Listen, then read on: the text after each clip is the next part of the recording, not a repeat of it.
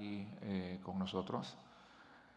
Estas prejornadas iniciaron en el año 2017 y tenían o tienen todavía un objetivo muy claro, y es que prestigiosos médicos nacionales transmitan, sobre todo a estudiantes de medicina o médicos en sus primeros años de formación, temas, conceptos de medicina clínica, pero un aspecto básico.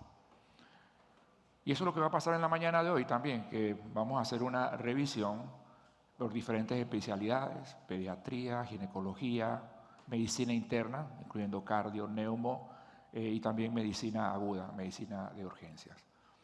No quiero continuar sin darle las gracias al grupo Hospiten, al cual pertenece nuestro hospital, al comité organizador también, por toda la ayuda que nos ha dado, particularmente a las autoridades administrativas, el señor Hugo Guiance y el señor Fernando Tomo, y al director médico de nuestro hospital, el doctor Ariel Saldaña. Otro aspecto que sí quiero mencionar desde el principio es que dentro de nuestra fiesta académica de los 50 años, a partir de las 10 de la mañana en el Salón Mercurio 2 podrán pasar a leer, analizar, disfrutar 17 trabajos de investigación clínica, que es un hito en lo que son los congresos de hospitales privados. También necesito hacer un reconocimiento al doctor Bruno Hammerlash, que fue el gestor y el que se ha puesto sobre sus hombros esta iniciativa, que así mismo como las prejornadas, creo que esto ya es la puerta para continuar desarrollando esto en los siguientes años. Bueno, sin más, les invito a que aprovechen esto, a que hagan sus preguntas, hagan sus comentarios. Entonces, nuestro primer invitado es el doctor Chanis, prestigioso gastroenterólogo pediatra. Es el jefe del servicio de gastroenterología del Hospital del Niño, y él en los siguientes minutos nos va a conversar de urgencias en gastroenterología. Doctor, la otra forma, la dinámica de las preguntas, van a ver un QR en su gafete y a través del teléfono podremos captar las preguntas acá en su momento. Bueno, bienvenido, doctor. Muchísimas gracias por estar con nosotros. Sí, gracias, Walter. Ante todo, agradecimiento al comité organizador, a Ariel, a Carlito Velarde, que me contactó. Y en los siguientes 20 minutos vamos a hablar de un tema que prácticamente un año hacia atrás estamos promoviendo ciertas condiciones que estamos viendo que los cuartos de urgencia pueden causar algo de controversia. Vamos a referirnos, yo soy pediatra, a condiciones gastrointestinales, específicamente en etapas pediátricas. No tengo ningún tipo de conflicto de interés para esta charla y vamos a tratar en estos 20 minutos que tenemos, estos serían nuestros objetivos, vamos a tratar de identificar si realmente la radiografía de abdomen es una herramienta diagnóstico de utilidad cuando llega un niño con dolor abdominal o un episodio de gastroenteritis. Y el otro objetivo que me pidió Carlos que tratara de desarrollar es justificar el uso de algún tipo de intervención con medicamentos en el manejo de la gastroenteritis. Y les pongo este ejemplo, este es el escenario típico, ¿no? Sobre el primer objetivo, de aquel niño que llega a un cuarto de urgencia con dolor abdominal, donde la intervención que hace el médico es tomar una radiografía de abdomen, llámese para tratar de descartar alguna etiología por dolor abdominal o que esté relacionada con estreñimiento. Vean esta gráfica en un estudio de la Clínica Mayo hace algunos años, cómo ha habido un incremento en la utilización de radiografías de abdomen para el diagnóstico de constipación, con un incremento más marcado en población de adultos, sobre todo femeninas, y mantenido, pero también con una utilización importante en población pediátrica de casi un 40 a un 60% de incremento en su utilización. ¿Pero por qué este incremento? Vemos que la radiografía de abdomen se realiza en forma casi rutinaria, subrayo rutinaria, en todo paciente con sintomatología abdominal, comportándose como una prueba utilizada de forma defensiva en el cuarto de urgencia. Pero ¿qué información nos puede dar una radiografía de abdomen? Yo diría que ninguna. Puede dar una información concluyente positiva. Siendo necesaria, tendría que utilizar algún otro estudio de imagen para poder hacer el diagnóstico. Una información concluyente negativa, esto es raro que ocurra. Nadie va a tomar una radiografía para no encontrar nada. Y lo más frecuente es que sea una información concluyente, lo cual aumentaría más la estancia de ese paciente en el cuarto de urgencia y gastos innecesarios y una radiación innecesaria. Les puse un ejemplo aquí a su mano derecha, comparando los costos de una radiografía abdominal en una institución privada y una institución, vean la diferencia. Y lo otro, casi importante, que no informamos a los pacientes, es lo referente a la radiación. Este es un estudio hace algunos años, se hizo en el Reino Unido, donde compararon las equivalencias en estudios en relación a una radiografía de tórax, la cantidad de radiación medida en milisieverts, y vean que una radiografía de abdomen está representando casi 60 o 50 radiografías de tórax en cuanto a exposición a radiación, lo que equivale a casi 6 meses de una radiación natural de fondo. Para que vean la importancia, a veces llega un niño y se toman en una semana 4 radiografías, la cantidad de radiación que está recibiendo este niño. Pero el estreñimiento representa casi un 3% de la consulta de un pediatra y en la consulta de gastroenterología alrededor de un 40%. Sin embargo, en el entorno de una atención de urgencia, el 50% de los niños con dolor abdominal le diagnostican estreñimiento. La radiografía de abdomen carece de validez, confiabilidad, cuando se emplean en el contexto de dolor abdominal en pediátrico, tiene una capacidad reducida o limitada en predecir estreñimiento. Sin embargo, se sigue utilizando en casi un 50-75% como una herramienta diagnóstica.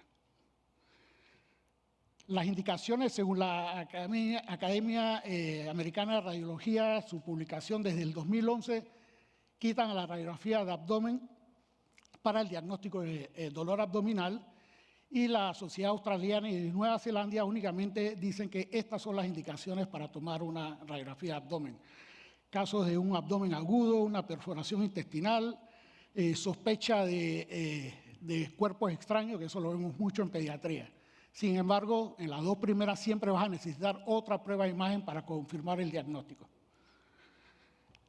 Pero hay factores que propician el uso injustificado de una radiografía de abdomen. La consideración de que en los cuartos de urgencia, esto es una exploración de rutina, por eso lo hacemos. La falta de control del radiólogo o de la radiografía simple por los sistemas estos que hacemos actualmente, petición electrónica, y a veces por los déficits formativos, o sea, no conocemos las guías, no se nos instruye de cómo debe ser el manejo o las utilizaciones adecuadas de las mismas. Vean este estudio interesante, fue publicado en una unidad de cuarta urgencia en el Boston Children, un grupo de proveedores de salud en los que se encontraban gastroenterólogos, médicos de urgencias, pediatras generales. Entonces se trataban de analizar los fundamentos para solicitar una radiografía de abdomen, cuál era la indicación de tomar esta radiografía de abdomen y si había el hecho de tomar una radiografía de abdomen justificaba o cambiaba su pensamiento diagnóstico. Y encontraron que realmente no vieron ningún tipo de utilidad. Lo que sí encontraron que haciendo pruebas de seguridad a los médicos, como que denotaban que el médico se sentía más seguro al hacer la radiografía de abdomen. Y la principal motivo, o lo que encontraron, que identificar la carga fecal en una radiografía, como que eso era sinónimo de que el niño estaba estreñido. Hicimos un estudio, un grupo que cual colaboramos, un estudio de investigación, un grupo multicéntrico en Latinoamérica, donde quisimos conocer los conocimientos y actitudes sobre el estreñimiento y tomar o no radiografías de abdomen, y encontramos los médicos, el 80% eran pediatras, 20% de los que se le hizo la encuesta eran gastroenterólogos, y vemos que casi el 53% de los médicos pediatras todavía se siguen apoyando en una radiografía de abdomen para hacer el diagnóstico. Permiso. Y la principal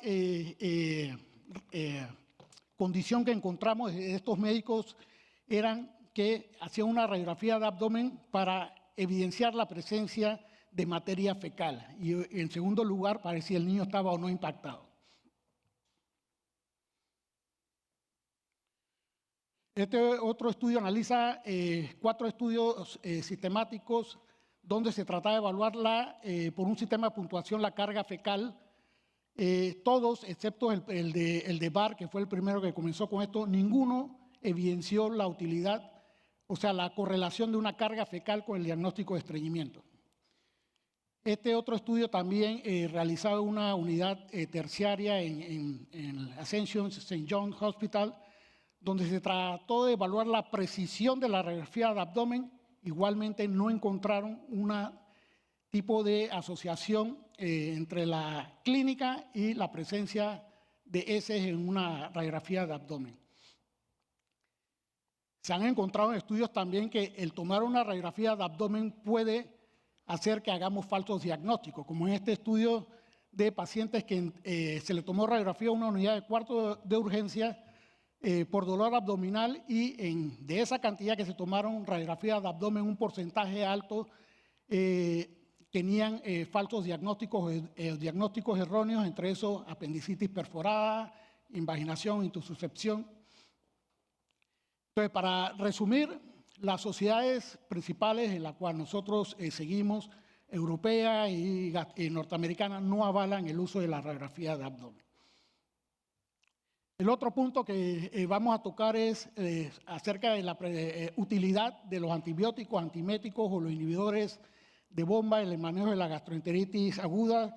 Y aquí le pongo otro ejemplo, el cuadro típico que llega a los cuartos de urgencia de aquel niño que llega con vómito, fiebre y diarrea con algún grado de deshidratación, en el cual, ya sea de manera individual o en forma de combo, se utilizan antieméticos, inhibidores de bomba de protones y la presencia de antibióticos.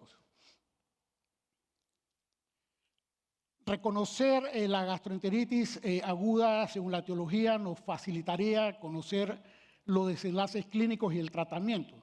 Sin embargo, muchas veces no podemos conocer cuál es la etiología, entonces nos tenemos que basar en la clínica, ¿no? Pero si ven en esta tabla, por ejemplo, sospecha que el cuadro es un poquito más agresivo, llegó con mucha fiebre, mucho vómito, encontramos una cuenta ligeramente elevada de leucocitos, deshidratado. Nos pudiera hacer pensar esto es un cuadro más agresivo, esto es una bacteria. Sin embargo, hay virus que se comportan igual. El cuadro clínico es casi igualito. Fiebre, vómito en intensidad. Aquí le pongo el ejemplo, por ejemplo, el norovirus, que después del rotavirus, que ha disminuido por la vacuna, este es el virus más frecuente que encontramos, y es un virus que la clínica es prácticamente indistinguible de un cuadro de gastroenteritis infecciosa bacteriana. No tenemos que basar en otros aspectos clínicos como las características de las heces, si son mucosanguinolentas o no, y eso nos orientaría a pensar la probabilidad que si se tratara o no de un cuadro infeccioso viral o bacteriano. Estas son estadísticas del Hospital del Niño, donde vean por año la cantidad de episodios de gastroenteritis, la gran mayoría son virales. Vean que el rotavirus ha bajado bastante, pero a lo que voy que muchas veces nos tenemos que apoyar, ojalá esto fuera rutinario, de estudios moleculares para poder hacer un diagnóstico más preciso, ¿no? Aquí le pongo los ejemplos a veces de los virus reconocidos que hemos reconocido. Fíjense que el norovirus es un virus que estamos reconociendo mucho en el Hospital del Niño como causa importante de gastroenteritis. Entonces, los pilares de una buena atención sería cuando llega al cuarto de urgencia, tratar de hidratarlos, promover la lactancia materna si lo tiene, seguir con la lactancia materna. Hay que tratar en lo posible de una reintroducción de una alimentación temprana y tratar de no usar medicación innecesaria. Muchas veces no tendremos que utilizar muchas pruebas o la mayoría son innecesarias. Sin embargo, en cuanto a la agresividad, el comportamiento de la gastroenteritis, tendremos que utilizar algunas pruebas. El cultivo sigue siendo todavía la prueba que se debería hacer para tratar de identificar. Sin embargo, muchas veces vamos a tener, ojalá, como dice ahí, en un mundo ideal, el FINRA-RAI o las pruebas moleculares debería ser lo que mandaría. Sin embargo, sabemos los costosos de estas pruebas, a veces no son aprobadas por los seguros, pero si se puede hacer y tienen dudas, este sería lo ideal.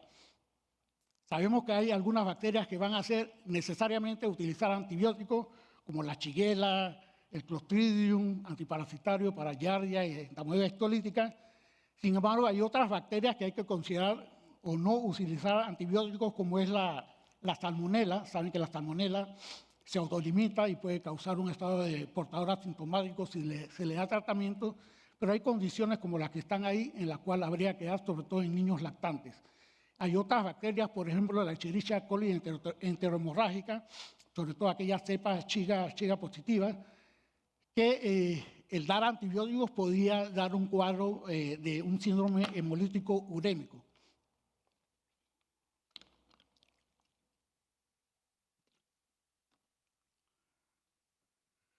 Bien, entonces, considerando esto, hay que tener cuidado o estar seguro de cuándo o no vamos a utilizar terapia antimicrobiana. ¿Qué hay del vómito? El vómito es un síntoma común en niños con gastroenteritis aguda, pero su tratamiento sigue siendo controvertido. Las guías dicen que realmente cada vez algunos, sobre todo Canadá, Estados Unidos, algunos países de Europa están tratando de usar antieméticos en el manejo inicial de la gastroenteritis. Hoy por hoy el único antiemético que se ha visto reconocido como de utilidad es el ondansetron y no hay evidencia que apoye el empleo, por lo menos en los cuartos de urgencias, de otro tipo de antieméticos como la metoclopramida. Saben que en niños no se puede utilizar, el dimihidrato, o sea, el Gravol y la domperidona. Les muestro este análisis, un análisis sistemático, una corte importante de niños, que compararon estos antieméticos, metoclopramida, dexametasona, dimihidrato y el domperidone en el manejo, y el único que demostró algún grado de evidencia, sobre todo en reducir las estancias hospitalarias, admisiones, la rehidratación, la necesidad de rehidratación, y un alta más temprano fue el ondansetron. Sin embargo, hubo algo de efectos secundarios, como es que se asoció con diarreas. Este otro estudio comparó el ondansetron con el domperidone y casi con los iguales resultados. Aquí utilizaron una dosis de ondansetron sublingual comparado con el domperidone y hubo una diferencia entre ambos a beneficio del ondansetron. Esto, para rápidamente darle un estudio, esto no es nada probabilístico. Hicimos un tanteo de 5 días en una institución terciaria, en un hospital de aquí del país. 5 días buscamos las hojas de atención de los médicos para ver cómo era el comportamiento del médico ante una gastroenteritis infecciosa. Y vean, o sea, tratamos de buscar el uso de antieméticos, antibióticos, y se hicieron algún tipo de procedimiento para justificar el uso de ambos. Fíjense que este grupo de médicos, el 80% utilizó antibióticos y casi un 40% antieméticos. Fíjense los antibióticos más utilizados por el grupo de médicos en estos 5 días que se investigaron, se hizo la prueba esta, el tanteo. En esta institución no se usa el ondansetron porque es un medicamento extremadamente caro. Sin embargo, casi el 100% utilizó el dimihidrato. Hicieron uso de algún procedimiento con un hemograma, un 19%, y ninguno utilizó un cultivo como herramienta para tratar de justificar el uso de antibióticos. Ya las últimas palabras acerca de los inhibidores bomba de las gastroenteritis infecciosas. Cada vez sabemos que los inhibidores bomba son excelentes medicamentos para suprimir el ácido, de eso no hay duda. ¿no? Pero cada vez se están utilizando más y sobre todo en edades pediátricas, y de las edades pediátricas mucho más en lactantes. Y en los últimos años se ha hablado mucho acerca de los riesgos, probables riesgos o beneficios de su utilización. Y cada vez más se está hablando, ustedes que la mayoría son aquí estudiantes o están en formación, sobre la disbiosis intestinal y todo lo que acarrea el utilizar no solamente inhibidores, sino también antibióticos. Estas son las indicaciones que me atrevo a asegurar son las mismas que en adultos, ¿verdad?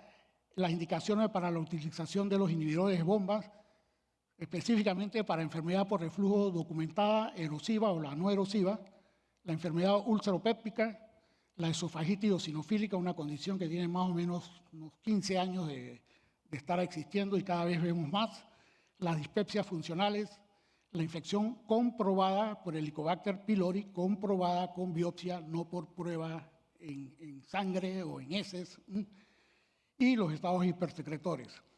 En la gastroenteritis, nunca.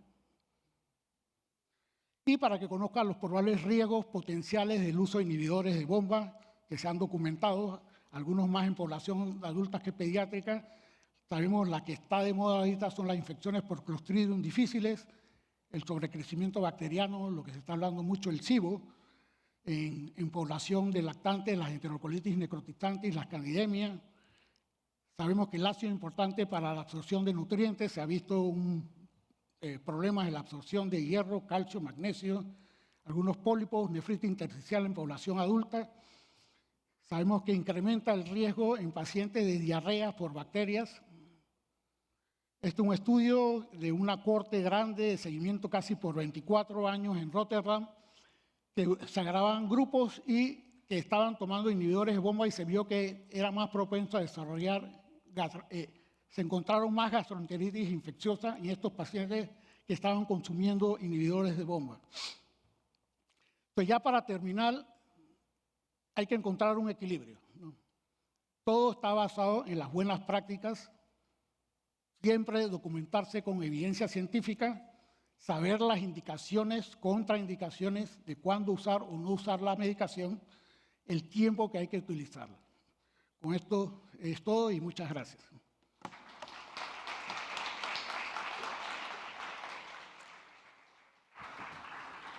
Muchísimas gracias. Pueden traer el iPad mientras, si tienen alguna pregunta. Quería preguntarte, yo estoy en otro campo, por supuesto, de adultos, pero en adultos o en mi área de intensivo, no es que había un retiro y sustitución del uso de las radiografías de abdomen por el ultrasonido. En pediatría, ¿cómo va esto, el uso de ultrasonido en el diagnóstico de diferentes patologías? Bueno,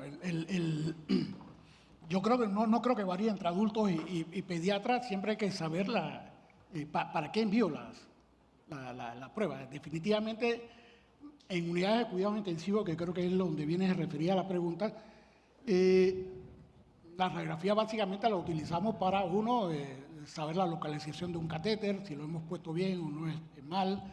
Un paciente que llegó y tuvo una distensión importante abdominal, pensando la probabilidad de que se haya perforado, si esté un hilio adinámico, aunque todo eso lo podemos saber por clínica igual, pero hoy por hoy utilizamos más ultrasonidos que radiografías de abdomen, ¿no? Incluso otros estudios en lo posible, si el paciente puede bajar a una unidad un estudio de imagen más sofisticado, una resonancia o una tomografía todavía más en este grupo de poblaciones que creo que ustedes deben saber específicamente diagnóstico para poder hacer su intervención más temprana. Bien, voy a mostrar una pregunta, porque tiene... Bueno, este sistema, en mi tiempo eran papelitos aquí. Ya empieza la tembladera. Eso es lo malo de esto, porque la tecnología, entonces, aquí está ya. A pesar de que las radiografías abdominales no estén indicadas en sospecha de estreñimiento, muchos pediatras la utilizan para evaluar la carga fecal. Sí, casualmente ahí van los estudios que puse, no porque lo dice el doctor Chani, sino que son ya estudios que ya están documentados, hay evidencia científica. La carga fecal no tiene nada que ver con el estreñimiento. A veces la interpretación del médico también varía. Agarra esa misma radiografía y se la... Porque yo hice el ejercicio. Esa misma placa se la llevé al radiólogo como parte del ejercicio que hice del ojo. Y el radiólogo me decía que en el 98% del médico del cuarto de urgencia que había dicho que tenía una carga fecal abundante y que había puesto estreñimiento como diagnóstico en el cuarto de urgencia, el radiólogo me dijo, no, esta placa, la carga fecal es adecuada. Aún así, no se ha evidenciado que tener muchas heces en todo el marco, ¿no? Recuerden que el colon es una tubería. Eso por donde entra, por ahí abajo tiene que salir. Y si no sale un día, es como el canal, se van acumulando los barcos. Y entonces, si le tomo esa placa a un niño que evacúa todos los días, pero ese día no me dio la gana de hacer servicio, voy a encontrar una carga fecal aumentada y no debe considerarse. El diagnóstico de constipación es clínico en manejo ambulatorio como en cuarto de urgencia. Fácil, preguntarle a la mamá cómo son las deposiciones de sus hijos. Yo les digo 2, 3 cosas. Historia clínica, la mano, tocar barriga, a veces no tocamos barriga. Y en lo tercero, tener una reglita. Una regla, señora, ¿de qué tamaño es la deposición de su hijo? ¿No? Si me dice, no, mi hijo evacúa todos los días, un Bristol, ¿saben la clasificación de Bristol que se usaba para síndrome de intestino irritable? Un Bristol 3, 4, y no, son como 2 pedacitos de 10 centímetros. Pero aún así me dijeron en el cuarto de urgencia que mi hijo es estreñido. ¿Le cuesta, le molesta? No, pero como llegó de dolor de barriga me dijeron que era eso. No. En conclusión, no deben correlacionar la carga en heces con el diagnóstico de estreñimiento, ni mucho menos tomar radiografía. El diagnóstico es clínico en constipación. Yo diría que son 2 cositas que uno pudiera decir, voy a tomar una radiografía. Aquella persona con sobrepeso, obesidad, donde no hay una historia clara de cómo está evacuando el niño, a veces no nos gusta hacer tacto rectal mucho en población pediátrica, ahí pudiera considerarse una radiografía, o aquel paciente con un trastorno del espectro autista, por así decirlo, donde puede que no haya comunicación, no está claro cómo evacúa el niño, uno pudiera tomar una placa, pero no debe ser la conclusión o la razón de estar tomando placas en forma rutinaria. Y eso, que lo hacen de forma rutinaria. Bueno, tenemos bastantes preguntas que creo que después podrían abordar al doctor. Voy a dar oportunidad para una más.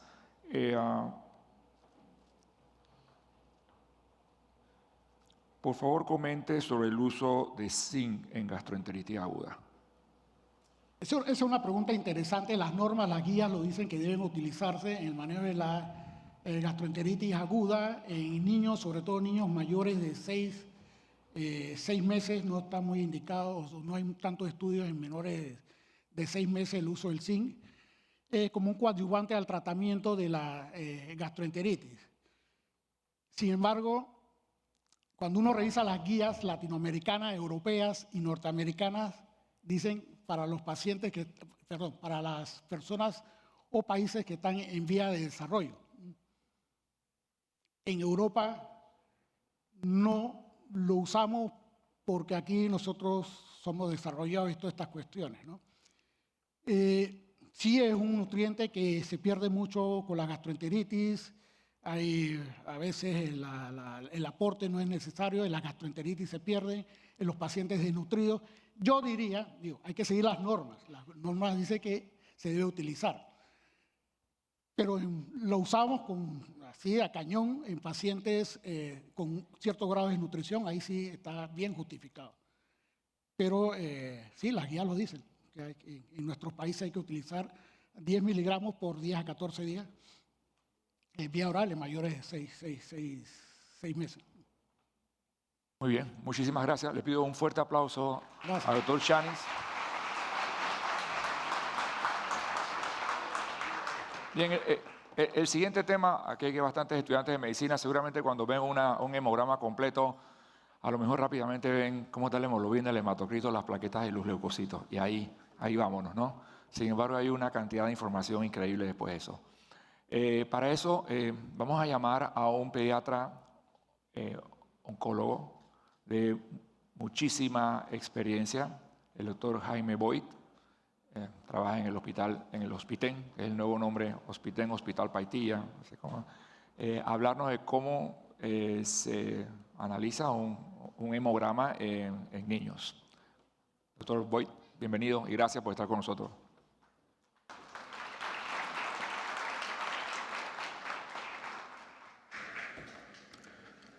Buenos días, muchas gracias al comité organizador por la invitación para estar hoy con ustedes.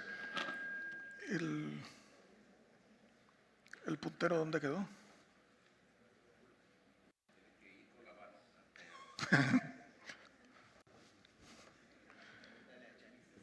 El doctor Chanis.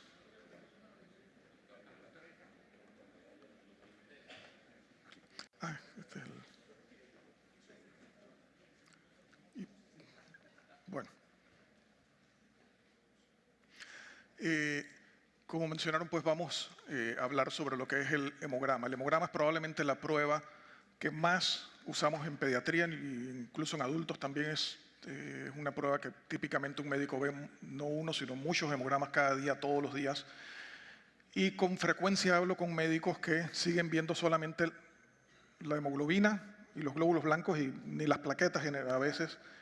Y sin embargo, el hemograma es algo que ha evolucionado y de tener solamente hemoglobina y glóbulos blancos han ido añadiendo cada vez más y más parámetros que son ignorados olímpicamente por muchos médicos y dejamos de ver mucha información que tenemos en todos esos parámetros que nos dan. Ahora nos dan una página entera y recientemente hasta hay un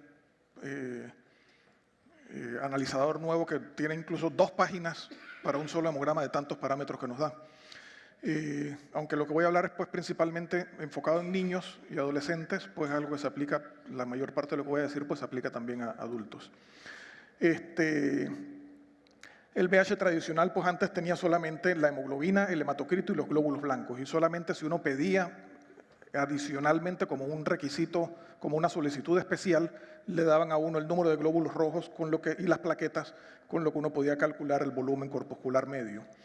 Eso se hacía pues con métodos manuales en donde se centrifugaba la sangre para ver el hematocrito. Esto ya prácticamente no se usa.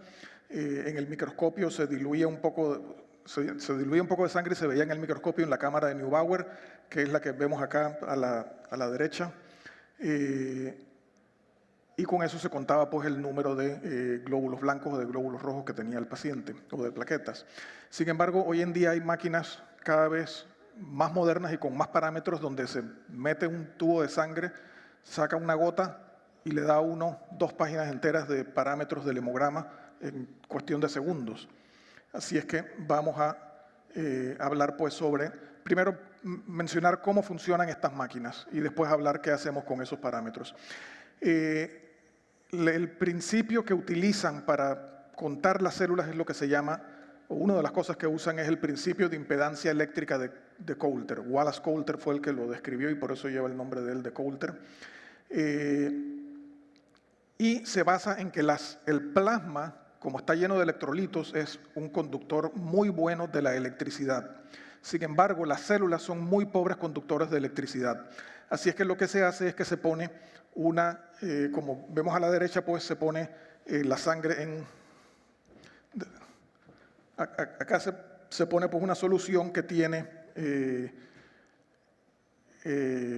las partículas que vamos a contar, en este caso la sangre, y se ponen electrodos, uno aquí adentro y otro acá afuera, y esta solución está separada por una pared que no conduce a la electricidad, y hay un huequito muy pequeñito, apenas un poquito más grande que un glóbulo rojo, que es la única conexión que hay entre estos dos, y la sangre entonces va a pasar a través de ese hueco, y acá lo vemos en grande, pues a través de ese huequito pues va a pasar la sangre,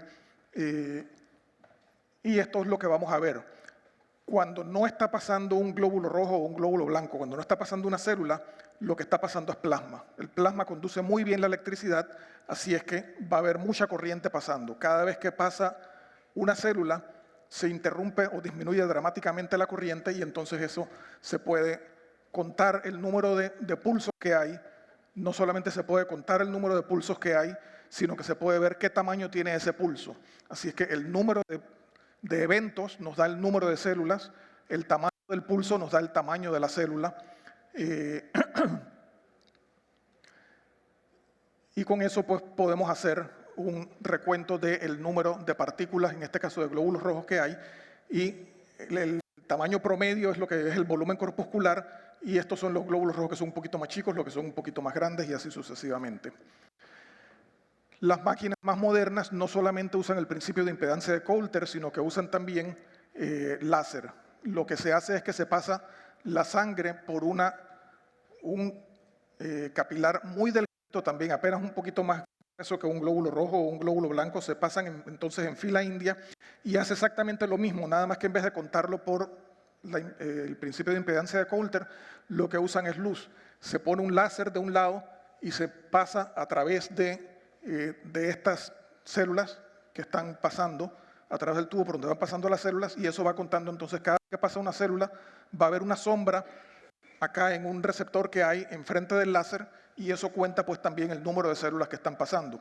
Igualmente, entre más grande la célula, pues más grande va a ser la sombra que va a dar, y así se puede ver también no solamente el número de células que están pasando, sino el tamaño.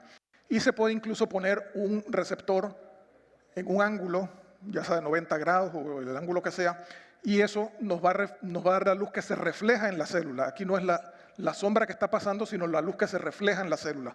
La luz que se refleja en la célula generalmente es proporcional a lo que está dentro de la célula. Es decir, una célula que no tiene mucho núcleo va a dar poco reflejo. Una célula que está con un núcleo muy convolucionado va a dar mucho reflejo. Y entonces, midiendo ese reflejo de la luz, se puede saber más, se puede calcular, la máquina puede estimar qué tipo de célula es. Incluso los más modernos combinan las dos técnicas y además usan radiofrecuencia. Y simultáneamente miden entonces el volumen por el principio de impedancia de Coulter, la conductividad con radiofrecuencia y la dispersión de luz que vimos en antes. Miden todas esas cosas simultáneamente y de esa forma pueden entonces clasificar cada célula sin que nadie la mire en el microscopio y decir si es un glóbulo rojo, si es un neutrófilo, si es un basófilo, monocito o qué célula es. Y estos son pues los resultados que nos da la máquina, y cada uno de esos grupos pues es un tipo distinto de célula. Y esto pues es ideal para laboratorios grandes. Las máquinas modernas pueden hacer más de 100 pruebas por hora, donde nada más se pone las muestras ahí y la máquina solita va haciendo todo. Así es que el personal pues necesita menos personal pues para hacer esto. La cantidad de sangre que se necesita es mínima, o sea, hasta con 12 microlitros se puede hacer una prueba, o sea, nada más unas cuantas gotas de sangre son necesarias. Digo, se necesita un poco más para tener tubo y todo, pero la cantidad que succiona la máquina pues son gotas nada más. Y eso pues es muy importante en pediatría, especialmente en niños pequeños. Y es bien importante que no todas las máquinas tienen todas estas características que he dicho. Hay unas máquinas que son muy sencillas y otras que son muy sofisticadas. Hay máquinas que nada más le dan, ustedes habrán visto, sobre todo las que vienen de laboratorios más sencillos, periféricos, donde no le dan un diferencial lo que se llama un diferencial de 5 partes, o sea, hay 5 glóbulos blancos principales en la sangre, que hay unos que nada más le dan 3. Le dicen granulocitos, células mononucleares y células intermedias. No le dan un diferencial verdadero, o sea, dependen de que el técnico de laboratorio lo mire. Hay otros que son más sofisticados, que sí le diferencian neutrófilos, eosinófilos, basófilos, y hay otros que son más sofisticados todavía, que incluso le deben detectar, o por lo menos tener la sospecha de si hay blastos, o si hay malaria, o si hay alguna otra cosa rara en el hemograma. Bien, los contadores automáticos estos pues cuentan miles de células, y eso hace que sea mucho más preciso. Es mucho más preciso que cuando se hacía antiguamente de forma manual. Y lo hacen sumamente rápido y tienen el beneficio de que además de eso nos dan una serie de índices que vamos a revisar ahora. La hemoglobina, sin embargo, se sigue midiendo por los métodos tradicionales. Y estos son los índices más importantes que vamos a ver y que vamos a recordarlos. El más importante de todos es el volumen corpuscular medio. El volumen corpuscular medio, que se calcula dividiendo el hematocrito entre el número de glóbulos rojos, lo que nos mide es el tamaño de los glóbulos rojos. Esto de todos los índices que hay es el más importante, porque cuando uno ve una anemia, lo primero que hay que ver es si es una anemia microcítica, macrocítica o normocítica. Es decir, si los glóbulos rojos están muy chicos, hay que pensar en deficiencia de hierro, talasemia. Si están muy grandes, en deficiencia de ácido fólico, de B12, anemia plástica. Muchos reticulocitos también dan macrocitosis. Y los otros índices que tienen su utilidad, aunque no tanta, es la hemoglobina corpuscular media, que es la hemoglobina que tiene cada eritrocito, y la concentración de hemoglobina corpuscular media, que es la concentración de hemoglobina la hemoglobina en un volumen de sangre. Ese nos sirve sobre todo para diagnosticar esferocitosis, es de las pocas cosas que aumentan la concentración de hemoglobina corpuscular media, es la esferocitosis. Bien, estos parámetros que mencioné todos se calculaban desde antes que existieran estas máquinas, pero se hacían solo con solicitudes especiales. Ahora con estas máquinas nos lo dan automáticamente. Usted pide una hemoglobina y glóbulos blancos y le dan todas estas cosas. Pero además nos dan otras cosas que no nos daban antes de que existieran estas máquinas. Una es el índice de distribución de los eritrocitos. La mayoría de las máquinas lo ponen como RDW, que es la abreviatura en inglés, Red Cell Distribution Width, aunque otras le ponen IDE, que es la traducción al español de índice de distribución de los eritrocitos. Eso describe la heterogeneidad del tamaño de los glóbulos rojos. Si una persona normal que tiene todos los glóbulos rojos más o menos del mismo tamaño, va a tener una curva de distribución, así como está esta, en donde es delgada, la media pues el volumen corpuscular medio, y entre más ancho esté, quiere decir que mayor es el RDW, mayor es la anisocitosis, o sea, más diferencia en el tamaño de los glóbulos rojos hay. Y eso es muy importante porque hay anemias que típicamente dan mucha anisocitosis, como la deficiencia de hierro o la anemia falciforme, mientras que hay otras anemias que no dan anisocitosis, como típicamente la talasemia o la anemia de enfermedad crónica. Y esto es pues lo que vemos, un paciente que tiene acá algo que está normal. El paciente que tiene deficiencia de hierro, la curva está desplazada hacia la izquierda, o sea que hay microcitosis, y además esto está muy ancho, o sea que hay mucha anisocitosis. En la anemia falciforme, pues también el paciente va a tener mucha anisocitosis, o sea, la curva está desplazada hacia la más ancha. Bueno, ya vi que... Ok, gracias.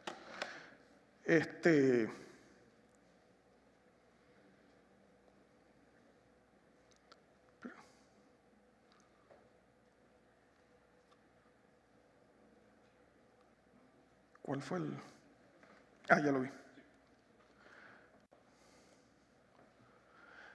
Bien, otra cosa que nos dan, algunas máquinas lo dan de rutina, en otras hay que pedirlo, es los reticulocitos. Los reticulocitos son muy importantes para para estudiar las anemias. Los reticulocitos son los glóbulos rojos jóvenes que tienen RNA ribosomal, que es esto que se ve aquí moradito en estas células. Eso antes, o si uno hace la tinción normal que se le hace a todos los hemogramas, es la tinción Wright, que es esta que vemos aquí, los reticulocitos se van a ver con más policromatofilia, o sea, están más morados. No se puede saber exactamente qué porcentaje de reticulocitos tiene, pero uno puede tener una idea de que el paciente debe tener muchos reticulocitos si hay mucha policromatofilia, o sea, si hay muchos glóbulos rojos que están más moraditos. Y lo que se hace es, para contar los reticulocitos hay que hacer una tinción específica, o antes se hace una tinción, que es esta que vemos aquí a la derecha, en donde se hace una tinción que tiñe los reticulocitos como estos que vemos acá, que nos dice pues que son reticulocitos. Hoy en día también las máquinas estas, los analizadores, lo hacen automáticamente, por lo menos algunos, y nos dicen entonces si el paciente tiene glóbulos rojos nucleados y los reticulocitos que tiene el paciente. Y nos da incluso unos parámetros nuevos. Y estos parámetros nuevos, el más importante es el IRF. ¿Y qué es el IRF? El IRF, de las siglas en inglés, el Immature Reticulocyte Fraction, o fracción de reticulocitos inmaduros. Eso es los reticulocitos que vemos en una persona, los reticulocitos son los glóbulos rojos jóvenes. Apenas sale de la médula ósea, los reticulocitos van a tener mucha reticulina, como este que está aquí, pero a medida que pasa el tiempo, a medida que pasan las horas, los reticulocitos no duran mucho en la sangre, nada más un par de días. A medida que pasan las horas, van a estar como este que está acá, que sigue siendo un reticulocito porque sigue teniendo reticulina, pero no tiene tanto como este de acá, o este de acá, o este de acá.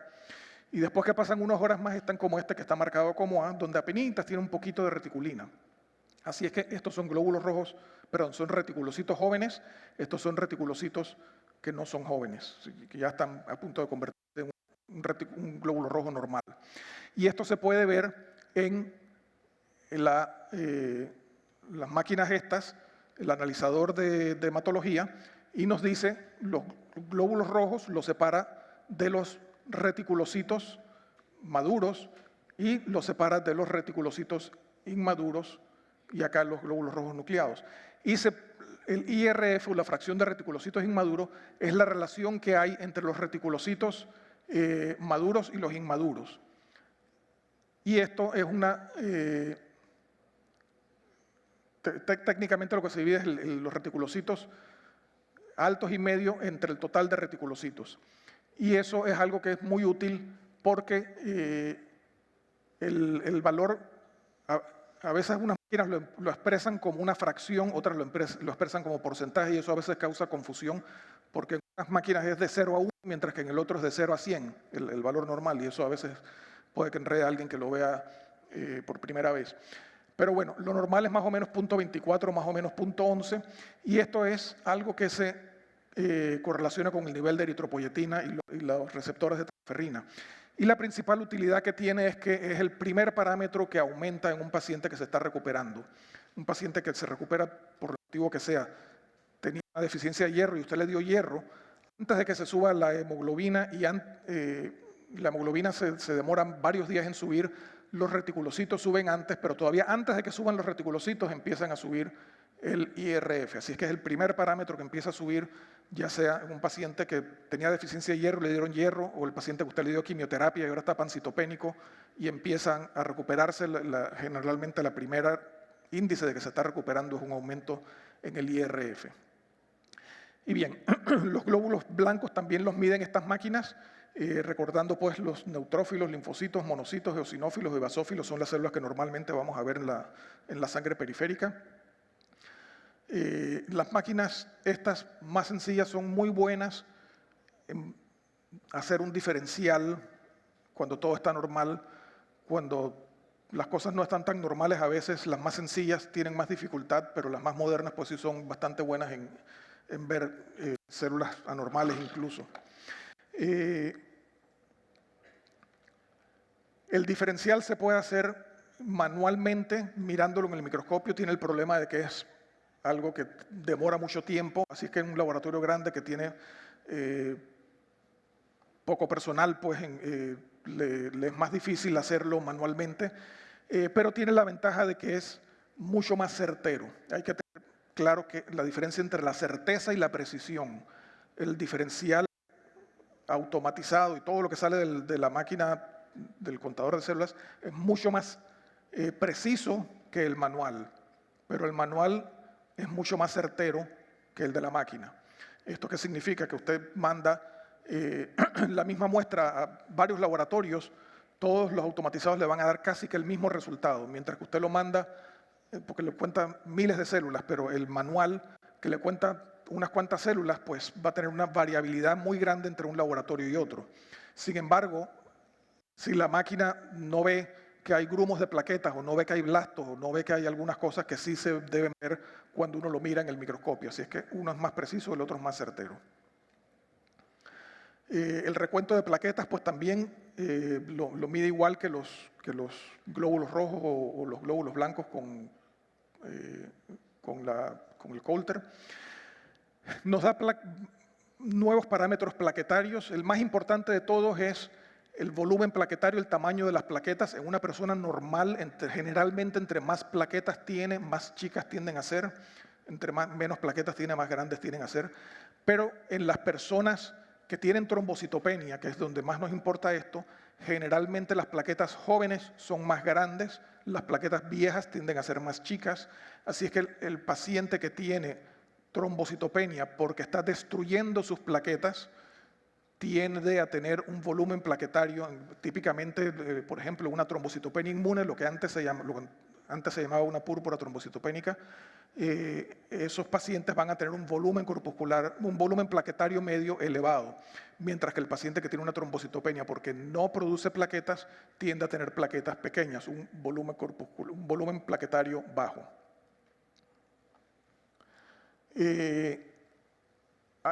Las cuentas que dan estas máquinas pueden ser imprecisas, así que siempre es importante hacer una medición manual. La recomendación es que todo hemograma anormal debe ser revisado en el microscopio. Eso desafortunadamente no todos los laboratorios lo hacen y a veces vemos pacientes que tienen anemia severa, trombocitopenia severa, leucocitosis marcada y no tienen ningún diferencial manual ni nadie ha visto el hemograma. Pero eso ya no le toca al médico, eso es parte de lo que el laboratorio es el que se debe encargar de eso. Y hay otras cosas pues que por lo menos los Coulter sencillos no van a detectar ciertas cosas que pueden ver esto.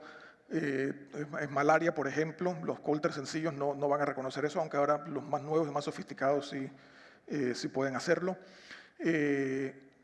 Igual otras cosas que se van a ver en el microscopio que no se ven si nadie lo mira. Y bien, ya para terminar, porque creo que no tenemos mucho tiempo, pues la definición de anemia. ¿Qué es anemia? Anemia es una reducción en la masa de glóbulos rojos, por definición, 2 desviaciones estándar por debajo de la media para una población sana. Es decir, se han agarrado en múltiples sitios miles de pacientes, miles de niños sanos, se han descartado aquellos que están enfermos, se han descartado aquellos que tienen deficiencia de hierro, se ha descartado todos los que tienen cualquier problema, y lo que está dentro de 2 desviaciones estándar es lo que se considera normal.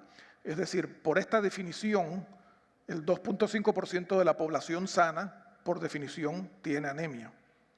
Y esto, lo más importante es recordar que la hemoglobina va a variar según la edad del paciente y el sexo, sobre todo después de la pubertad, según el sexo. Lo primero que hay que hacer cuando uno ve un paciente con hemoglobina baja es ver esta tabla que sale en todos los libros de pediatría, donde nos dice cuál es la hemoglobina normal. Con frecuencia vemos pacientes que nos lo mandan porque el paciente tiene 2 meses y le hicieron un hemograma y le salió 10 de hemoglobina. Es una hemoglobina que es normal en un niño de 2 meses. Cuando una persona nace, es cuando más alta tiene la hemoglobina, el promedio anda por 19, luego empieza a bajar y para los 2 meses es cuando más baja es la hemoglobina normalmente, hasta 9 es el mínimo normal para esa edad, y luego va aumentando, después de los 2 años aumenta más todavía y después de la pubertad entonces es que alcanza los valores de adultos. Y bien, para la clasificación de las anemias generalmente son porque uno no produce, porque está destruyendo glóbulos rojos, lo que se llama una anemia hemolítica, o porque está sangrando. Así es que lo más importante para ver una anemia es, como mencioné previamente, es ver el tamaño de los glóbulos rojos, ver el volumen corpuscular medio. La gran mayoría de las anemias en niños van a ser hipocrómicas, van a ser microcíticas, es decir, hay glóbulos rojos chiquitos, el volumen corpuscular va a estar bajo y ahí están la deficiencia de hierro y su principal diagnóstico diferencial, que es la talasemia, o pueden estar más raro en pediatría, pero pueden existir las anemias macrocíticas, sobre todo deficiencia de B12, folato, anemia plástica, y los pacientes que pueden estar normocrómicos con volumen corpuscular normal, pues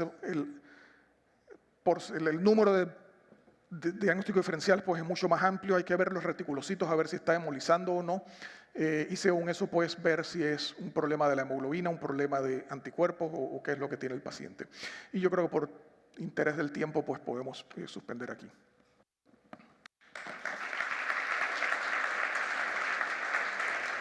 Sí.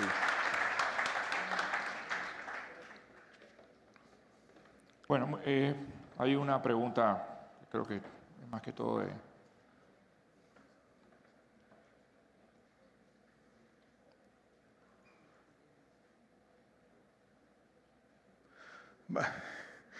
Bueno, precisión es la diferencia que hay entre una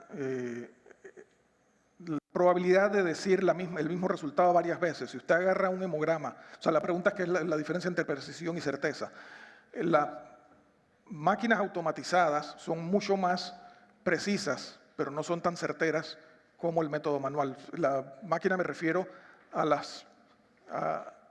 Coulter, al analizador automático que usa los principios de impedancia de Coulter y de difracción de la luz para hacer todos estos recuentos. Manual se refiere a mirar en el microscopio las células y mirar el frotis. Si una persona, si usted le mide las plaquetas o le mide cualquier cosa, si usted le mide las plaquetas, por ejemplo, en una máquina, la máquina le va a decir que tiene 10.000 plaquetas, lo manda a otro laboratorio y le dice que tiene 11.000, lo manda a otro laboratorio y le dice que tiene 10.000, lo manda a otro laboratorio y le dice que tiene 11.000. O sea, el paciente, todos los laboratorios le van a decir que tiene 10.000 a 11.000 plaquetas. Si usted lo hace manualmente en el microscopio, se pone a contar plaquetas, un laboratorio le va a decir que tiene 20.000, el otro le va a decir que tiene 5.000, el otro le va a decir que tiene 30.000.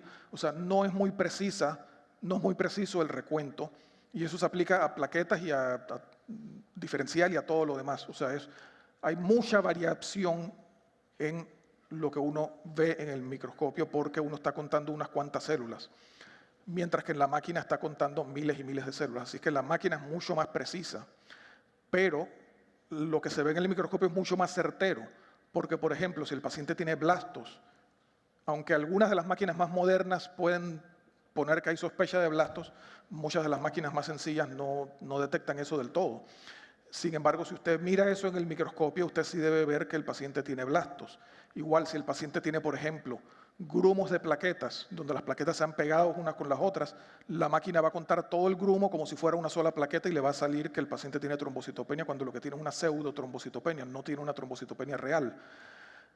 Cuando usted lo mira en el microscopio, sí ve que tiene grumos y usted sabe que el paciente tiene una pseudotrombocitopenia. Así es que una es más precisa, pero la otra es más certera. ¿Puede comentar sobre el índice de Meissner? Índice de Meissner, no sé qué es el índice ¿a qué se refiere con el índice de Metzner? Será. Mentzer. El índice de Mentzer es para diferenciar talasemia de deficiencia de hierro. Ahí lo que se divide es el volumen corpuscular en el número de glóbulos rojos. Si el paciente tiene deficiencia de hierro, el índice de Mentzer debe estar elevado. Si tiene talasemia, debe estar generalmente debajo de 12 en la talasemia, por arriba de 13 en la deficiencia de hierro. Eso es algo para tratar de diferenciar entre talasemia y deficiencia de hierro. Bueno, no hay más preguntas por el momento. Muchísimas gracias al doctor Boyd. Bueno, y ahora vamos para la última clase de este bloque y luego vamos a ir a un cortito café de 15 minutos. Bueno, la siguiente, siempre hemos comentado que uno de los lugares más felices del hospital es el área de obstetricia. En la mayoría de las veces, ustedes van por el hospital, a la área de obstetricia y eso está lleno de flores y la gente muy, muy feliz. Pero, como todo no es felicidad, hay momentos en la vida obstétrica que ponen a los obstetras muy pálidos, quizás más pálidos que a los pacientes, y esos son los tipos de choque hipovolémico que nosotros recibimos en cuidados intensivos, ¿no? Es la hemorragia obstétrica. Para ello tenemos a una ginecobstetra de la nueva generación que tiene el linaje de ginecología y obstetricia, la doctora Sánchez. Muchísimas gracias y bienvenida. Muchas gracias por la invitación.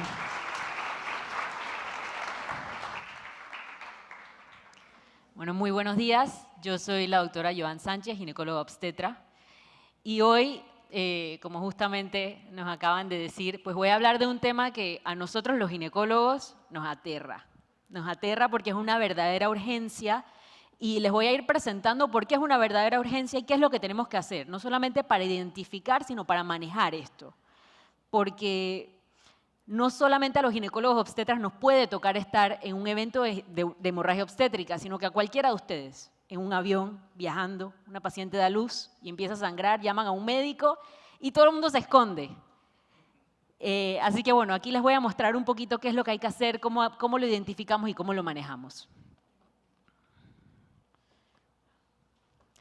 Ok, en el 2023 se reportaron más de 700 muertes maternas diarias a nivel mundial relacionadas con el embarazo y el parto. Esto representa una muerte materna aproximadamente cada 2 minutos. Y 90% de estas muertes ocurrieron en países de ingreso bajo y mediano bajo. Dentro de esas, pues, el nuestro. La principal causa de mortalidad materna es la hemorragia. O sea, la mayoría de estas muertes diarias se debe a hemorragia obstétrica. Entonces, un poquito de terminología. La hemorragia obstétrica la dividimos en dos. La hemorragia primaria o inmediata, que es la que ocurre en las primeras 24 horas después del nacimiento, y la hemorragia secundaria o tardía, que es a partir de las 24 horas hasta los 42 días o 6 semanas aproximadamente posparto. Entonces, causas mundiales. Estas son las últimas estadísticas que se presentaron por la Organización Mundial de la Salud en el año 2023. Y si vemos, el 27% de las muertes maternas a nivel mundial son por hemorragias. Panamá, estas son nuestras estadísticas. Esto fue publicado en el año 2023, son las más recientes, este año publican las del 2024. Y si vemos en nuestro país, el 37% de las muertes maternas son por hemorragia obstétrica. Esa es la principal causa. Y si nos vamos atrás, en todos los censos anteriores, vemos que la hemorragia obstétrica sigue siendo la principal causa de muerte materna desde hace más de 20, 30 años. Y a pesar de los avances, a pesar de toda la educación, a pesar de que se han abierto hospitales, centros de salud, se han educado a médicos que trabajan en las comarcas, pues sigue siendo la principal causa de muerte nacional, muerte materna. Entonces, un poquito para entender por qué se muere la embarazada de hemorragia, por qué, y por qué la no embarazada no se muere de hemorragia. Esta pregunta nos ayuda a entrar un poco en contexto y a ver, el flujo sanguíneo normal al útero en la paciente no embarazada, ¿de cuánto es? ¿De cuánto creemos que es? Y les voy a soplar, 60 mililitros por minuto. O sea, bajo, es corto. ¿Qué pasa en la embarazada? El flujo sanguíneo al útero grávido es de 600 a 900 mililitros por minuto en el tercer trimestre. Y si vemos ese aumento tan drástico de 60 ml por minuto a 600 a 900 ml por minuto, ya saben o ya podemos entender por qué la mujer se muere de hemorragia. Porque si ese útero no se contrae justo después del parto, esa mujer está en riesgo de muerte en las primeras 2 horas o inclusive en menos de 2 horas podemos tener una muerte materna. Entonces, este aumento de flujo representa el 20 al 25% del gasto cardíaco en la embarazada versus el 1% en la no embarazada. Entonces, el problema no solamente es este aumento, sino que también a la mujer, al tener un aumento de la volemia durante el embarazo, la embarazada va a tolerar una pérdida de hasta el 20% de su volumen sanguíneo antes de desarrollar algún síntoma de hipovolemia. Entonces, esto que nos enseñaron a nosotros en la universidad, de que bueno, la paciente se pone taquicárdica de una vez y la vemos así un poquito como hipotensa, la vemos que está perdiendo sangre, en la embarazada no es evidente a simple vista. Tiene que perder hasta el 20%. Y eso puede representar hasta aproximadamente 1000 mililitros de sangre para que ella empiece a presentar algún síntoma de hipovolemia. Y ese retraso en este diagnóstico, en darnos cuenta que ella está perdiendo sangre activamente, es lo que causa las muertes maternas por hemorragia. Entonces, la ACOG, que es la Sociedad Gineco-Obstétrica Americana, es una de las más grandes, una de las que más publica estudios, ellos definen la hemorragia posparto como una pérdida sanguínea acumulativa de 1000 mililitros o más, o pérdidas sanguíneas acompañadas de signos y síntomas de hipovolemia en las primeras 24 horas posparto. Antes, esta definición era distinta. Hace 10 años, la definición decía que aquellas mujeres con parto vaginal que perdían más de 500 mililitros de sangre, había que considerar hemorragia obstétrica, y en las cesáreas más de 1000. Pero esta definición se cambió en el 2017 y no se toma en cuenta la vía del parto. Entonces, la etiología, ¿cuáles son las causas? Esta es una mnemotecnia que encontramos en todos los libros, en el Williams, que es el libro de ginecobstetricia más clásico, pero en todos los libros, en todos los artículos que hablan de hemorragia van a encontrar la mnemotecnia de las 4 T's. Que eso es, con esta, si ustedes saben, esta mnemotecnia, entienden y comprenden las principales causas de hemorragia obstétrica. Tono, trauma, trombo y tejido. Son las 4 Ts. Y de esas 4 Ts, la que causa el 80% de hemorragia es el tono del útero. Entonces, factores de riesgo. Hay miles de factores de riesgo. Inclusive han tratado varias escuelas de hacer listas de factores de riesgo y cuando la paciente llega a sala de partos, clasificarla. Bajo riesgo, mediano riesgo, alto riesgo. ¿Y qué ha pasado? Se han dado cuenta que la mayoría de las hemorragias postparto ocurren en pacientes de bajo riesgo. Entonces, estas clasificaciones no son muy útiles. ¿Por qué? Porque entonces a la de bajo riesgo la dejamos en el último cuarto y no estamos tan pendientes de ella, pero sí estamos pendientes de la paciente multípara, la diabética, la obesa, y decimos, esa va a ser hemorragia, esa va a ser atonía, esa va a sangrar. Y pues resulta que no, resulta que esa no sangra y resulta que la que está en el último cuarto, la primigesta, flaquita, que no tiene antecedentes, esa es la que nos hace la atonía, esa es la que sangra. Pero bueno, se han identificado una lista de factores de riesgo y todas ellas asociadas a las 4 Ts que les mostré previamente. Casi todas se asocian a tono. Porque embarazos múltiples, tenemos ese útero más distendido porque necesitamos tener espacio para más de un bebé. Hemorragias pospartos previas, eso ya pone en riesgo porque ese útero, que ya normalmente, pues en un embarazo normal, regresa a su tono, al presentar una hemorragia posparto previa, ya ese útero quedó con esa secuela, ya ese útero quedó afectado, podemos decir. Macrosomía fetal, el útero necesita expandirse más. Fallo de la progresión, el segundo estadio de la labor, la paciente está más tiempo con oxitocina, más tiempo en labor de parto, más tiempo ese útero está trabajando más. Todo eso nos pone en riesgo. Anestesia general también, entre las otras. Y las otras, pues, asociadas a tejido, trauma, trombo, son menos comunes, pero también las podemos ver. Entonces, ¿qué es lo que está aumentando la morbimortalidad de la hemorragia obstétrica? Estos 5 factores son los más importantes, los que más se han visto que se asocian a un retraso en el diagnóstico, a un retraso en el manejo. El primero, subestimar las pérdidas sanguíneas, y eso ya lo vimos por qué. Porque la embarazada tiene que perder aproximadamente 20% de su volemia para empezar a manifestar algún síntoma, signo sistémico. Número 2, pobre reconocimiento del shock.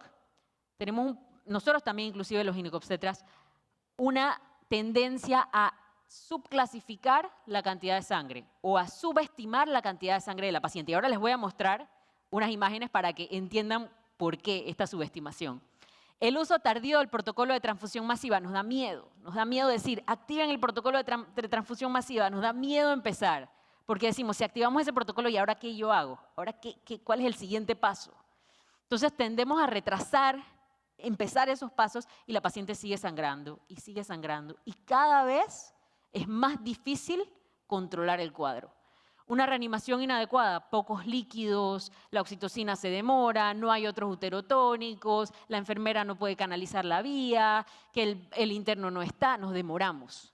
Y el retraso en pedir ayuda, pensamos que nosotros podemos hacerlo solo. Pues no. El primer paso para el manejo de una hemorragia obstétrica es pedir ayuda. No importa qué tan capacitado esté el ginecólogo obstetra, el primer paso siempre va a ser pedir ayuda. Entonces, si vemos que es un pad de incontinencia, esos que ponen siempre en la cama debajo de la paciente, y lo vemos así manchado, ¿cuántos ml pensamos que esto puede tener de sangre? A simple vista, lo vemos, nos llaman, doctor, mire que la paciente de abajo se manchó un poquito debajo de la cama y se lo vamos a cambiar nada más y ya, pues, ni siquiera la sábana hay que cambiarla. 250 ml de sangre. Entonces, este ejercicio de mostrarle a los médicos imágenes y preguntarles cuánto tú crees que hay ahí de sangre se ha hecho en las salas de obstetricia en casi todos los hospitales de Estados Unidos para entrenar al personal. Y se han dado cuenta que la mayoría, hasta el 30, al 50% del personal subestima las pérdidas. Entonces, aquí hay un ejemplo. Esto es un afiche que pegan en muchas salas de partos para que los médicos los vean y tengan una idea al momento de ver el sangrado para poder estimar y decir, oye, ¿sabes qué? Esta paciente que estoy encontrándome en la sala de posparto con la cama llena de sangre ha perdido 1 litro. Tengo que actuar. No nada más es cambiarle la sábana, señora, no se preocupe, eso fue un sangrado mezclado con agua, mezclado con no sé qué. No, tengo que actuar. Una toalla sanitaria mediana, que no está llena, son aproximadamente 30 ml. Y si vemos, por lo menos, esto es pues, cualquiera de las vendas, de las gasas que utilizamos en cesáreas que están llenas de sangre, 350 ml. Y así vamos sumando y sumando y sumando, más la sangre que está en el piso, más la sangre que se aspiró, más la sangre que no sé qué. Y cada ml al final va sumando y pues tenemos que estar pendientes para ver si nuestra paciente tiene riesgo o está en vías de hacernos una hemorragia posparto. Entonces, el pobre reconocimiento. Los cambios en los laboratorios se reflejan aproximadamente 4 horas después de un episodio de hemorragia aguda. Entonces, la paciente empieza a sangrar, lo primero que hacemos, corre, tómale una hemoglobina hematocrito de una vez que vamos a ver. Pues no, eso no es indicativo de la cantidad de sangre que ha perdido nuestra paciente. Otra cosa importante, la tendencia de los signos vitales y no los valores absolutos. Antes utilizábamos los valores absolutos de los signos vitales, no que si la presión está menor de 90 a 60, no que si la frecuencia cardíaca está arriba de 95, de 100, de 110, de 120. Pues hoy en día se ha visto que mirar el expediente y ver, esta es una paciente, acuérdense que las pacientes embarazadas la mayoría son sanas, la mayoría son jóvenes, muchas de ellas manejan presiones basales de 90 a 60, esa es su presión. Entonces, vemos el expediente y una paciente que 90-60, 90-60, 90-60, y de la nada en el posparto empieza 85, 55, 80, 40. Tenemos que empezar a ver esa tendencia. Entonces, los signos clínicos de hipovolemia, pues hay varios, y aquí vemos esto dependiendo del grado de pérdida de sangre, lo que va a manifestar la paciente. Si pierde aproximadamente de 500 a 1000 ml de sangre, su sensorio va a estar normal, su perfusión va a estar normal, el pulso de 60 a 90, no van a haber cambios grandes en ningún parámetro. Ya cuando llega a perder aproximadamente el 25% de su volumen, vamos a verla un poquito agitada, pálida, fría, con la frecuencia cardíaca entre 90 a 100, la presión diastólica sistólica entre 80 a 90, y así nos vamos. Ya cuando pierde aproximadamente hasta el 35% de su volemia, ya la vemos realmente agitada, la vemos pálida, la vemos sudorosa, ya la vemos taquicárdica con frecuencias cardíacas en 120, y usualmente la vemos con unas presiones arteriales sistólicas entre 70 y 79. Y ya si es un grado 4 de hemorragia, o sea que ha perdido más del 35% de su volemia, ahí sí la vamos a ver letárgica, no responde, la paciente tiene un grado de choque severo. Entonces, datos clínicos de alerta. ¿Qué es lo que nos tiene que poner a nosotros a sospechar que nuestra paciente puede estar teniendo una hemorragia obstétrica? La tendencia de los signos vitales, ya les dije, una presión de pulso angosta, un déficit de base mayor o igual a 2, ansiedad materna, un sentimiento de muerte, y el índice de choque, que es frecuencia cardíaca sobre presión arterial sistólica, mayor o igual a 0.9. Manejo inicial para toda paciente con hemorragia obstétrica que presenta cualquiera de las 4 T's, causas de sangrado, primero es pedir ayuda. Segundo es empezar con signos vitales para tener por lo menos una base. ¿Qué signos vitales maneja mi paciente en estos momentos? Pedir oxígeno, empezar a pasar líquidos, cristaloides o coloides, usualmente usamos cristaloides. Pedir una segunda vía periférica, ponerle una sonda Foley a nuestra paciente, empezar a monitorizar temperatura corporal y entonces pedir laboratorios. Pedir laboratorios y empezar a pedir, vayan cruzando 2 unidades de glóbulos rojos mientras yo veo a ver qué está pasando, cómo lo manejo, si la paciente sigue sangrando, si empeoran los signos vitales, ir preparando esto. Entonces, la primera T, que es la más común, atonía uterina. Identificar el útero suave, que usualmente está por encima del ombligo. Vamos a tocar ese útero que justamente debería estar contraído como una piedra, lo vamos a sentir suave, lo vamos a sentir como un globo, suave, que lo podemos mover de un lado al otro y está alto. Entonces, ¿qué hacemos? Vaciamos la vejiga y hacemos un examen bimanual. O sea, examinamos a la paciente y revisamos para ver qué es lo que está pasando, porque esa cavidad no se está contrayendo. Si hay coágulos, los removemos y empezamos a hacer el masaje uterino. ¿Qué es el masaje uterino? En esta foto lo vemos. Colocamos una mano, un puño cerrado por dentro de la vagina de la paciente y con nuestra otra mano, a nivel del abdomen de la paciente, empezamos a hacer un masaje sostenido. ¿Para qué? Para promover que las fibras, que el miometrio del útero empiece a contraer. Y eso va a disminuir el sangrado. Esto es algo que no es placentero, que es incómodo para la paciente, pero esto salva vidas.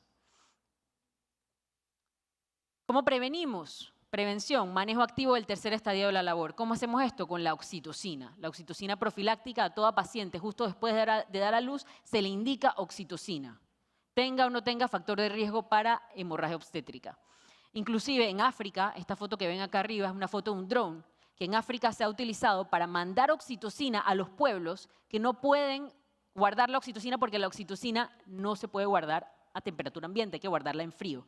Entonces, ¿qué hacen? La envían por drones a diferentes pueblos de África y esto ha disminuido aproximadamente un 60% de las muertes por hemorragia obstétrica en África. Entonces, atonía uterina, a pesar de que ya le pusimos esta oxitocina como preventivo, el manejo de la atonía uterina es con oxitocina igual. Esa oxitocina preventiva no cuenta para el manejo activo de la hemorragia obstétrica. Le indicamos oxitocina y el 70% de los casos de atonía uterina resuelven con oxitocina. Ya en caso de que veamos que ese útero no está respondiendo en 3 a 5 minutos, porque la vida media de la oxitocina es 3 a 5 minutos, pasamos a un segundo uterotónico, como la metilergonovina, el misoprostol, el carboprost, entre otros. Y pues aquí vemos, esta es la lista de los principales uterotónicos que podemos usar, la oxitocina siendo el primero, el más útil, el que va a resolver nuestra hemorragia obstétrica por atonía en 1 a 6 minutos, porque actúa de una vez. Y esto es un cuadro más resumido con las dosis, para que no tengan que estudiar ni tomarle una foto al grande, pueden tomarle esta chiquita, y esto resume un poquito lo que acabo de explicar del segundo uterotónico. Ácido tranexámico también se ha visto muy útil. Hay un estudio que es el estudio Woman, en donde se le aplicaba ácido tranexámico a una dosis de 1 gramo IV diluido en 10 ml para pasar en 10 minutos y se veía que esto disminuye significativamente las hemorragias posparto. ¿En quién se aplicaba esto? En pacientes con alto riesgo de sangrado o en pacientes en que inmediatamente luego del nacimiento del bebé el útero pues demoraba un poquito en contraer. ¿Qué pasa si no funciona la oxitocina? No funciona el segundo uterotónico. Ya tenemos que empezar a tomar medidas un poquito más activas. ¿Cómo cuáles? Tamponamiento de útero, técnicas quirúrgicas para controlar el sangrado, como estas suturas que vemos aquí, que son las famosas B-Lynch. La llevamos al quirófano, a la paciente, abrimos, sacamos ese útero y agarramos 2 suturas fuertes y nosotros mismos hacemos una contracción con esas suturas. Tenemos un asistente que está apretando el útero, nosotros jalando esas suturas y de esa manera pues hacemos una contracción manual del útero. Otras medidas, embolización de las arterias pélvicas y la última medida, cuando todo falla, la histerectomía obstétrica. Estas son medidas de tamponamiento, hay varios dispositivos que funcionan como balones y lo que hacen pues el dispositivo este se llena usualmente de solución salina o estéril y eso pues aprieta o mantiene ese útero en contracción para evitar que los vasos sanguíneos sigan sangrando. Entonces eso se puede utilizar, hay varios dispositivos. Aquí hay ejemplos de algunos, un balón de Bakri, que es el más utilizado, se llena con 500 cc, de solución salina y eso se mete en la cavidad uterina. La otra T, esta ya es un menos común, que es el trauma, esto se ve más en partos vaginales, en este caso pues hay una laceración del tracto genital y el sangrado, predominantemente un sangrado venoso, se empieza a acumular y se empieza a llenar todo el área perineal. Usualmente el sangrado no es externo, sino es interno, como ven en esta imagen. El sangrado es interno y por eso muchas veces no se ve. Por eso no vamos a ver un sangrado en la cama llena de sangre, sino que tenemos que examinar a nuestra paciente y vamos a ver un hematoma vulvar. Usualmente el manejo es conservador. Si vemos que el aumento es muy rápido, es muy progresivo, entonces sí se hace una incisión y drenaje y se toman unos puntos hemostáticos para evitar que esto siga sangrando. Tejido, esto es cuando quedan restos placentarios intrauterinos. Esta es la paciente que a pesar de que estamos removiendo coágulos, todavía sentimos que hay algo ahí. Hacemos un ultrasonido y pues vamos a ver ese endometrio lleno de ecos mixtos. Y en ese caso, pues la paciente se envía a quirófano y se le hace un curetaje. Aquí vemos. Y trombo, esto ya son mucho más raros, son coagulopatías agudas. Las 2 principales causas son desprendimiento de placenta y embolismo de líquido amniótico. En los casos de desprendimiento de placenta, pues a veces hay una atonía uterina secundaria, una extravasación de sangre, que es el famoso útero de Cuvalier, que se ve aquí, que es un útero morado, infiltrado. El miometrio se infiltra de sangre y por eso no contrae. Y bueno, ¿cuál es el algoritmo inicial para el manejo de una hemorragia obstétrica? Pues aquí lo vemos. Y lo más importante de esta imagen es el tiempo. Si ustedes ven 30 minutos y 30 minutos. En 60 minutos es el tiempo ideal en que nuestra paciente, desde el momento en que hacemos el diagnóstico hasta el momento en que completamos el tratamiento, debe estar resuelta. Y por eso es que hay que actuar rápido. Y por eso es que para nosotros en obstetricia el tiempo es sangre. Aquí no podemos demorarnos, aquí no podemos pasar más tiempo pensando qué vamos a hacer. Si no resuelve nuestro tratamiento médico, ya hicimos 2 uterotónicos, no resuelve, empezamos a ver qué está pasando. Buscamos restos placentarios, examinamos a la paciente por algún hematoma escondido, revisamos las suturas, si hay desgarros, no funciona, la llevamos al quirófano. Tratamos cirugías conservadoras, suturas hemostáticas, no funciona, histerectomía obstétrica. Y esta foto que ven aquí es un útero de una histerectomía obstétrica de hace 2 meses, una grava 7, cesárea 4, que 12 horas posparto presentó sangrado. No mejoraba, no mejoró, no mejoró y terminó pues en histerectomía obstétrica. Este es un útero de 20 centímetros. Un útero en la paciente no embarazada usualmente mide 10 centímetros, o sea, esto es el doble. Y ya con esto termino. Gracias.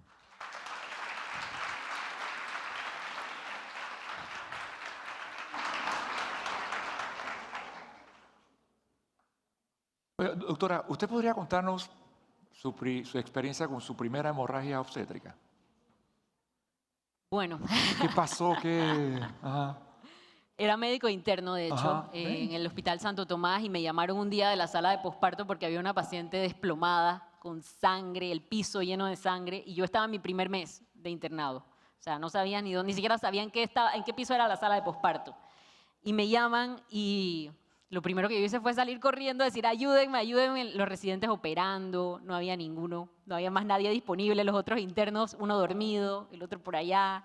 Yo dije, ¿y ahora qué hago? O sea, ¿cómo manejo esto? Y bueno, le pusimos oxitocina, la oxitocina ayudó, gracias a Dios con la oxitocina la paciente resolvió, no hubo que transfundirle, solamente ponerle alícuotas de cristaloides y la paciente vivió. Y me la encontré unos meses después, muy agradecida, embarazada, de vuelta de su segundo hijo. Ya yo no era interna, así que di gracias a Dios que no me iba a tocar volver a verla, pero sí. Bien, ya había comentado esto, pero creo que es bueno recordarlo. Perdón. Bueno, ¿a qué se refiere con una presión de pulso angosta? Bueno, cuando hablamos de la presión de pulso, para eso necesitamos un monitor cardíaco. Le pondríamos un monitor cardíaco y veríamos, usualmente pues la presión de pulso tiene una onda de amplitud y la veríamos totalmente, o sea, muy angosta y eso nos llama la atención. Para eso necesitamos primero tomar los signos cardíacos y después solicitar un monitor cardíaco para la paciente. Estoy pidiendo ayuda.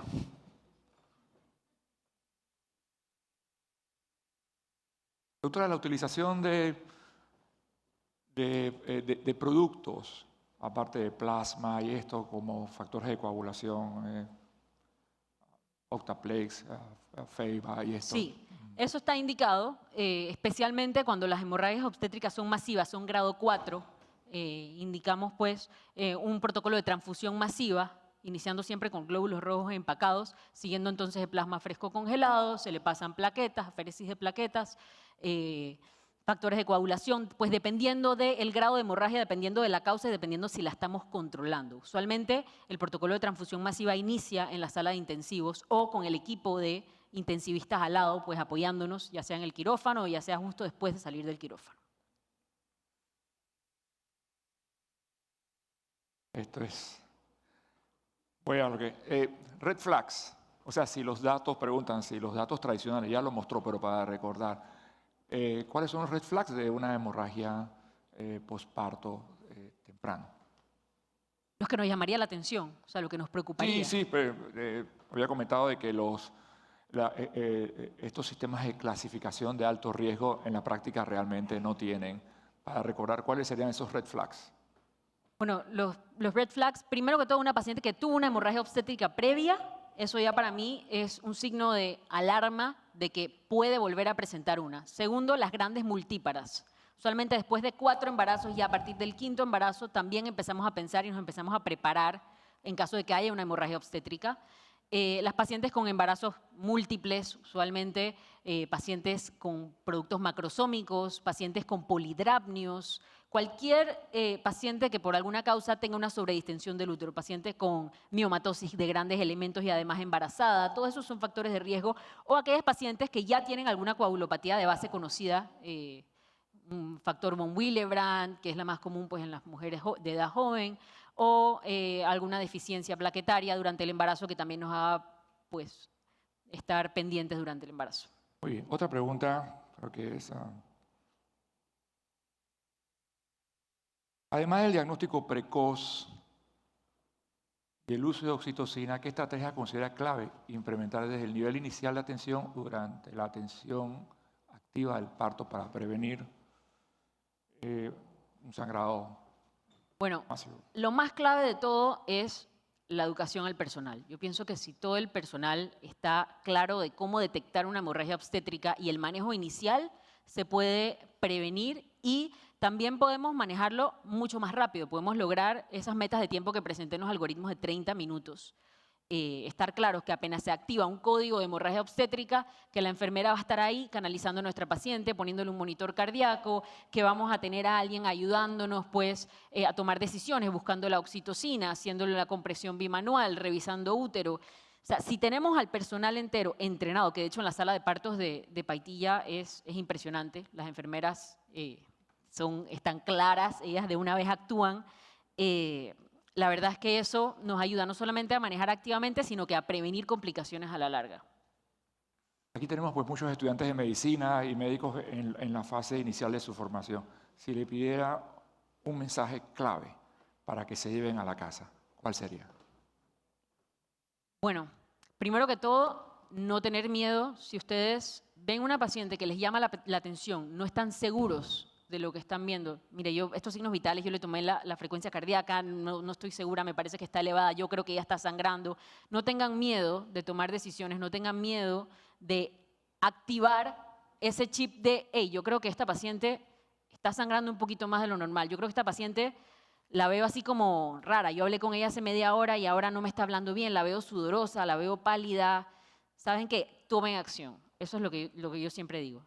Si nos quedamos, me da pena, no voy a decir nada, mejor que el funcionario llegue o que mi jefe llegue. No. O sea, ustedes ven algo sospechoso y de una vez tomen acción.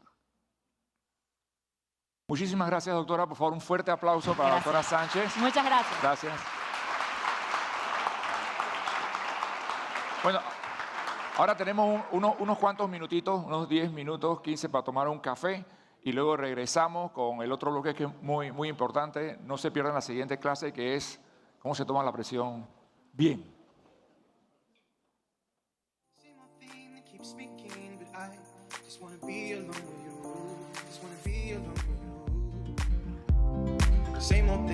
old thing that keeps me around. If you wanna come around, baby, it's cool. And if you wanna fuck around, baby, I do just wanna be alone with you.